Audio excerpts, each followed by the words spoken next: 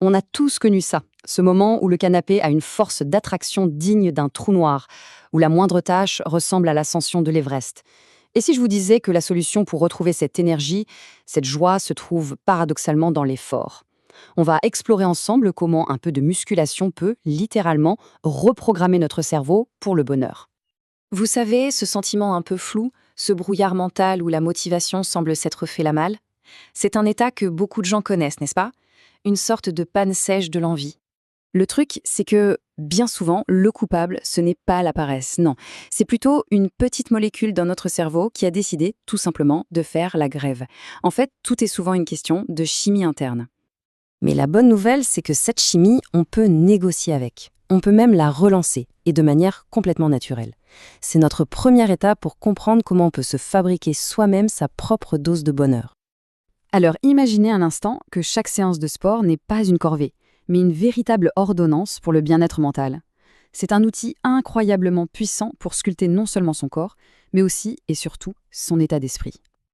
Ok, mais comment ça marche concrètement? Quel est le mécanisme derrière tout ça? Il est temps de vous présenter la grande star de notre histoire, le chef d'orchestre de la motivation, un neurotransmetteur au nom bien connu, la dopamine. Pour faire simple, la dopamine, c'est un peu le coach personnel de notre cerveau.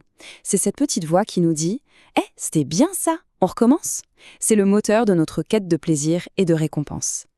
Et c'est là que la magie opère. Ça crée un cercle vertueux super puissant. Tout commence par un effort, disons soulever un poids. Cet acte stimule le cerveau qui libère de la dopamine. On ressent alors ce sentiment génial d'accomplissement, de fierté. Et devinez quoi? Ce plaisir nous donne envie de recommencer. La machine est lancée. Ce qu'il faut bien comprendre, c'est que l'exercice n'appuie pas juste sur un bouton. Non, il lance une sorte de mise à jour complète du système. Ça booste l'humeur, quasi instantanément. Ça améliore la concentration. C'est une approche globale pour redémarrer la machine.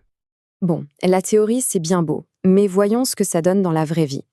Voici une histoire qui illustre parfaitement comment la science peut se transformer en une véritable victoire personnelle. Tout commence par une situation que beaucoup de gens peuvent reconnaître. Une énergie au plus bas, une humeur maussade et cette terrible impression d'être complètement bloqué. Et là, au lieu des solutions habituelles, la recommandation a été très claire, mais exigeante. S'engager corps et âme dans un programme régulier et bien structuré de musculation. Et au fil des séances, une vraie métamorphose s'est mise en place. Pas seulement physique, non, surtout mentale. C'était une ascension, lente mais certaine, vers un bien-être retrouvé. Et voilà, on y est. Ce sentiment de fierté après l'effort est devenu la récompense. C'est la boucle de la dopamine en pleine action. Le plaisir ressenti après une séance a nourri le désir de revenir pour la suivante. C'est aussi simple et puissant que ça. Au final, ce n'était pas juste un petit coup de boost temporaire. C'était un vrai changement de perspective, un changement profond. L'exercice est devenu une source de bonheur fiable sur laquelle on pouvait compter jour après jour. Alors, comment est-ce qu'on peut entretenir cette formidable machine à motivation au quotidien? Passons à quelques outils concrets, des choses simples, qui vont même au-delà de la salle de sport. L'exercice, c'est clairement la pierre angulaire de tout ça. Mais il est encore plus efficace quand on lui donne de bons alliés. Une alimentation riche en protéines, un sommeil de qualité et même une bonne playlist peuvent faire des merveilles. Chaque élément joue son rôle pour garder notre système de dopamine au top. Finalement, le message clé est incroyablement fort. Notre bonheur et notre motivation ne sont pas juste une question de chance.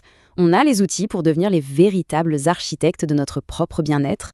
Pour résumer, l'exercice volontaire booste la dopamine, ce qui crée un cercle vertueux de motivation et de récompense.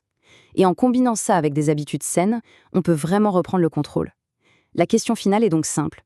Si l'on peut construire son propre bonheur, quelle sera la première pierre posée? Merci d'avoir suivi cette analyse et n'oubliez pas de vous abonner pour ne rien manquer des prochaines.